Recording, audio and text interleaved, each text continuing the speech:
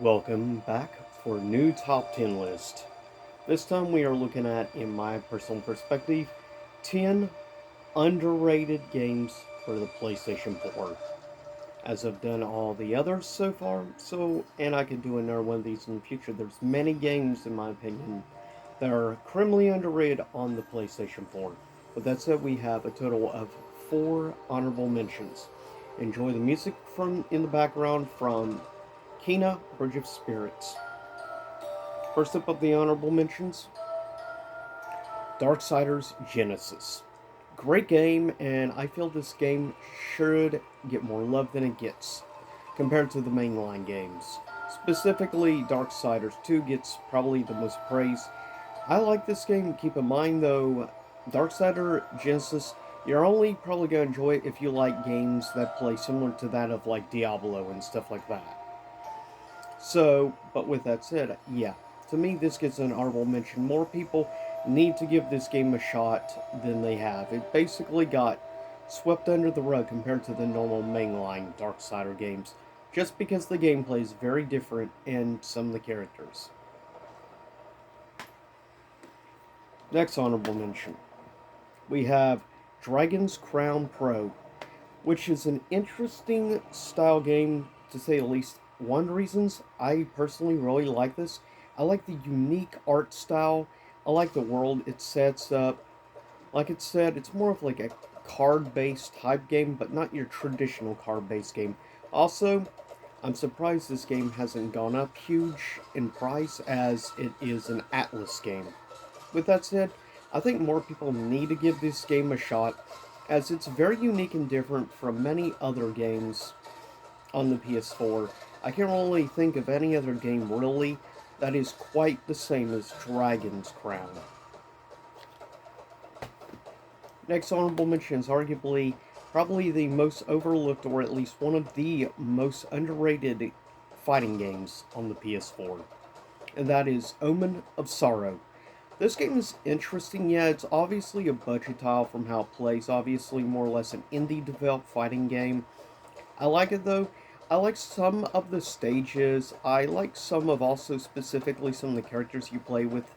And you could tell that it was inspired big time from games like, I would say specifically Killer Instinct. You can tell was a big inspiration on this game specifically.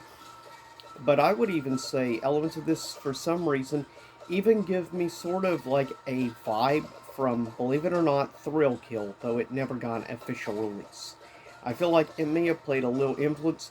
This is very much of a Gothic-inspired fighting game of like the Middle Ages in Europe, as you have characters like Hunchback and many other key figures, and I actually dig the boss.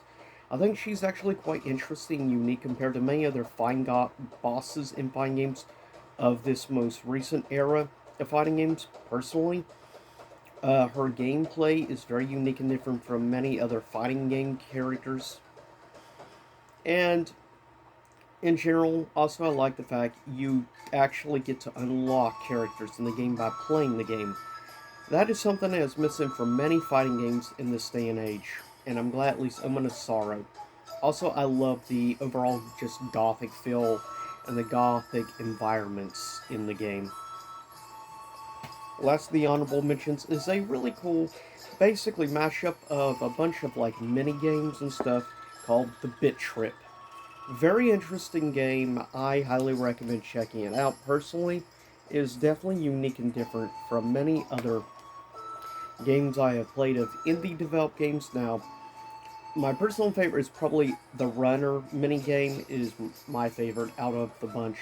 But the Bit Trip is actually quite interesting.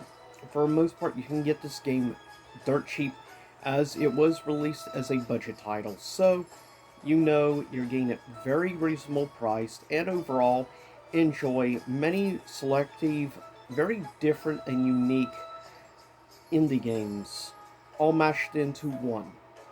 But personally, I think more people need to give this shot. It's very different from many other indie games out there.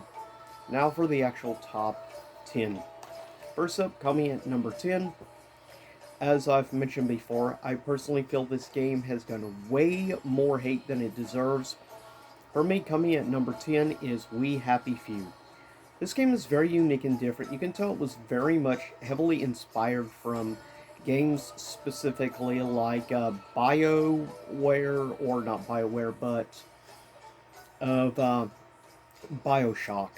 Specifically, has a lot of definitely elements in it that is very similar, though I dig the overall vibe and everything with like the like 50s and 60s and stuff like style music, even some stuff from like the 70s, and this being a very unique take on a possible future very much warped by obviously government using basically drugs and stuff in order to control the narrative and everything.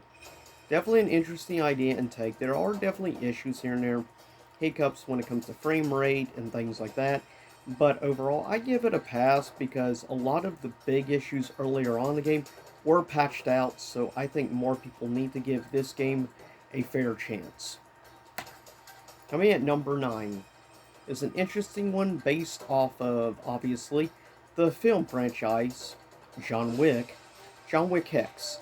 Though, I personally dig the, like, art style and stuff it used, and yeah, this was released as a budget title. It was released at, like, $19.99, very cheap, very affordable, but it plays actually more like a turn-based combat system, strangely enough, a more tactical route, gameplay-wise, and I actually quite enjoy it.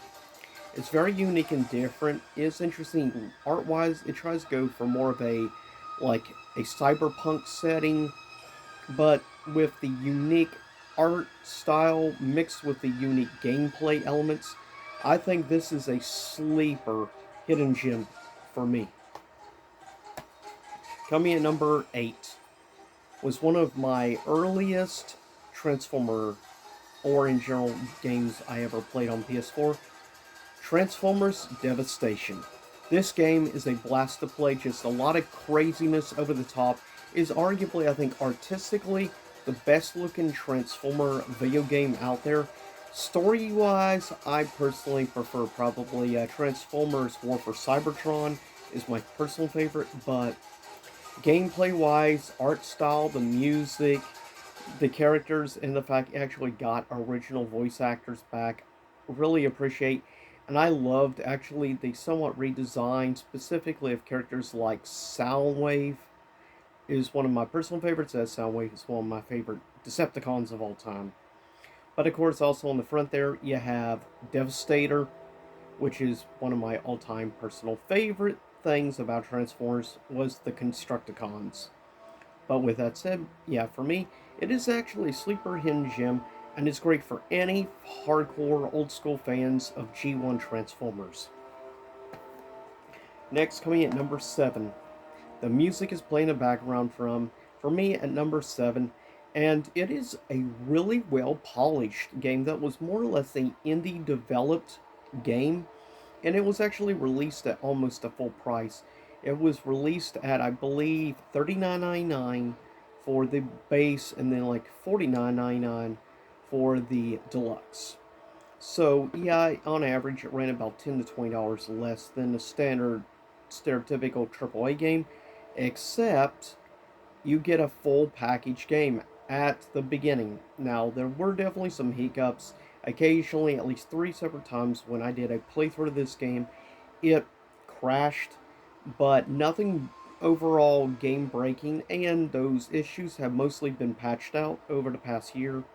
So that's positive. I love the art style of it. I think it's gorgeous. It definitely has elements that remind me of like Pixar films combined with beautiful music, as you hear in the background, that remind me of things from like Miyazaki Studio Ghibli type films.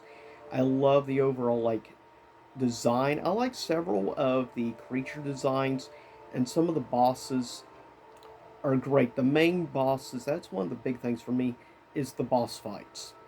This is truly a great game, and I like also the puzzles that are in the game. There's nothing super insanely difficult, puzzle-wise, but it's enjoyable, and I like how she uses the spirit creature, similar to that of like a Pikmin from a perspective. But for me, yeah, I highly recommend actually checking this out. More people need to give this game a shot.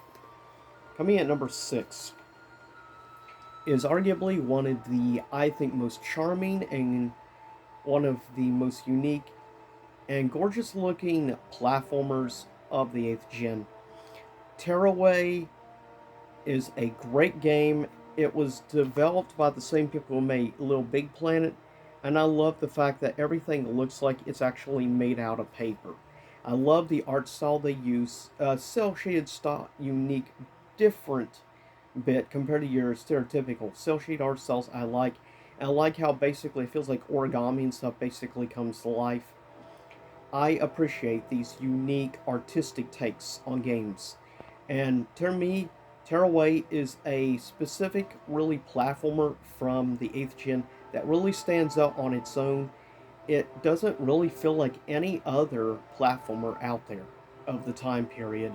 And I think more people need to give this game a shot. It is criminally underrated, and it deserves way more love than it gets. Coming in next at number 5. It's a great game made by an indie studio. It's a great 3D classic Japanese inspired traditional Japanese horror game. And it definitely reminds me, has elements in it that remind me of like things from a few other specific horror games of the PS2 era. One specific game which is absurdly expensive nowadays, but this is great. I love just how it implements like certain mechanics and stuff in the game, and the overall feel, the atmosphere, and the fact it does feel like a classic traditional Japanese horror experience gives it a very unique feel compared to pretty much any other horror games, whether it be AAA or whether it be indie developed. This game is far better. Now, base price, if you want this new physical, you're looking at $34.99, so it's a budget tile, but it's more than worth the price. If you don't want to pay that much, it's like $20 digital. So, do yourself a service, check out this game. It is great. If you like stuff like Ring You and other games like that, and more traditional Japanese horror-inspired stuff, this is very much has that traditional Japanese aspect and respect to the actual mythology and everything of the culture, which is why I give this game honestly 2 thumbs up, and I think more people really need to see this. It's a hidden gem horror game. Number 4 is a game I've mentioned before, as I did in the past, a full playthrough of this game, The Order 1886. Great game. Keep in mind, when I picked it up, it was like $4.99, so yeah. But it is a great game. Where it really excels, it's amazing graphically how good this game looks, as this game is like a decade old now, and it still looks better than a lot of AAA games of today, which is absurd. A like decade old game, it still blows most of the other games out of the water right now. The detail on the characters, the models, just the environments of the culture of the time period in England. I love also the whole mythos with the, obviously, specifically werewolves. You don't have a humongous amount of werewolf fights, but they are very memorable when you do fight the werewolves. I love them, and of course, like many like games of this time period of steampunk games, you have Tesla involved, obviously, Nikola Tesla, which I do appreciate as a big personal fan of anything steampunk related. So, with that said, I think more people need to give this game a shot, as you can still find it very reasonably priced, and it really is a overlooked gem that does not deserve the hate it gets. Definitely from a storytelling perspective. Coming in at number 3 is Concrete Genie, a great, unique, artsy platformer, but that is VR compatible, but you don't have to have it. It's not actually required. You can play even without it, but it's recommended, and if you want a truly the best experience with the game, this is probably the best route to go. But Concrete Genie is definitely a hidden gem. It is a gorgeous looking game. Like, the art style of this thing, it's just drop dead. Amazing. Like, this game deserves way more love, unfortunately, than it gets, and it probably will be one of those very overlooked great art experiences.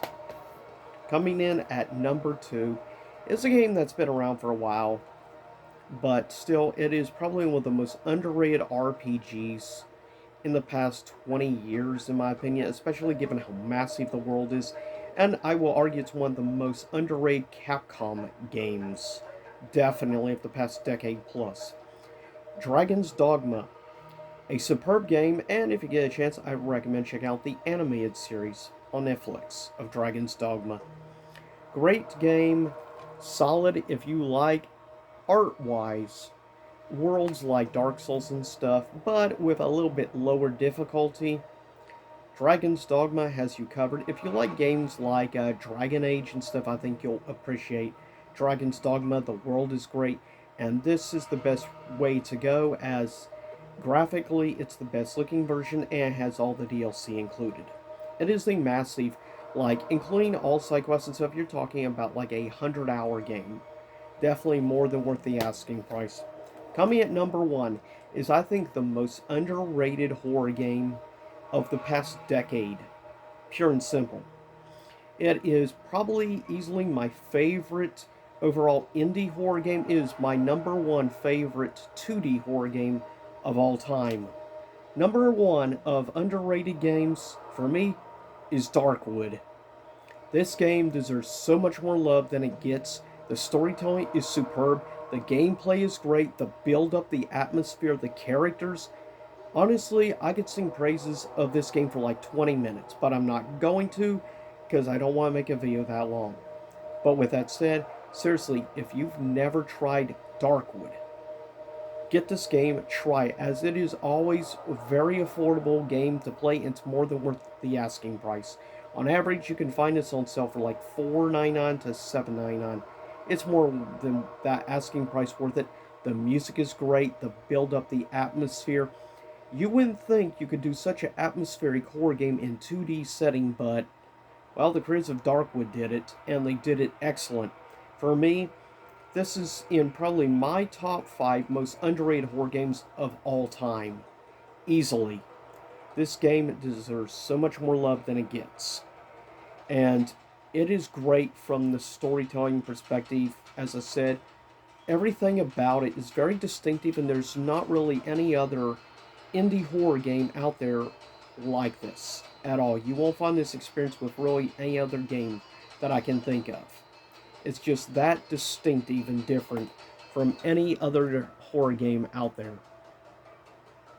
But with that said, that is, from my perspective, 10 truly underrated games for the PlayStation 4. So leave a comment. Let me know what, in your opinion, are some of the most underrated. And let me know in the future if you'd like me to do one of these, maybe for Microsoft. But with that said, I'll see y'all next time. Same YouTube time, same YouTube channel. Stay safe out there, everyone.